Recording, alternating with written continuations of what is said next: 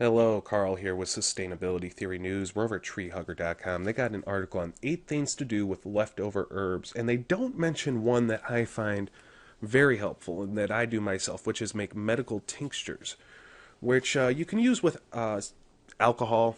Everclear is a 75% corn grain alcohol. You don't need that heavy of a percentage of alcohol. You could use a 35% vodka, if you will, maybe home distilled liquors if that's your thing. But it dissolves a lot of good beneficial compounds. I don't believe lipids are there, but there's all sorts of amino acids and vitamins that are absorbed into the alcohol. And then you can take the leftover plant materials after they've soaked in alcohol for a week or two, put them into hot water like in a crock pot, because that hot water will extract different nutrients that the alcohol didn't get. And then you could still have the leftover material, put that in a vegetable capsule, and you could have the everything right there. And that perfectly extracted from when the root. And if you do this when the herbs are fresh, it preserves more of the beneficial compounds.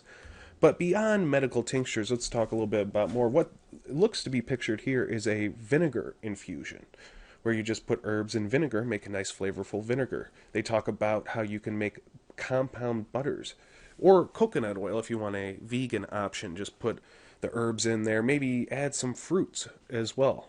A nice cinnamon apple butter perhaps might be pretty good.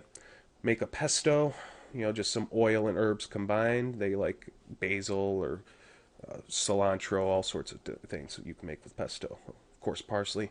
Simmer some homemade stock. Make some stock and some vegetable stocks, use the herbs in there, and then put them in the freezer. Maybe you could even dehydrate them and make it into a powder if you were so inclined to have that much free time on your hands. Just freeze the herbs.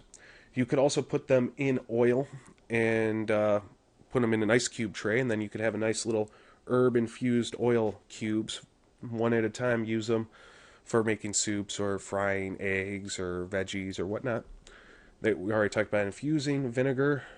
Make drinks, cocktails with them. Dry them out. And then you talk about the different types of herbs and how you want to dry them out, because not all herbs are built the same. Of course, I'm going to link to this article in the description.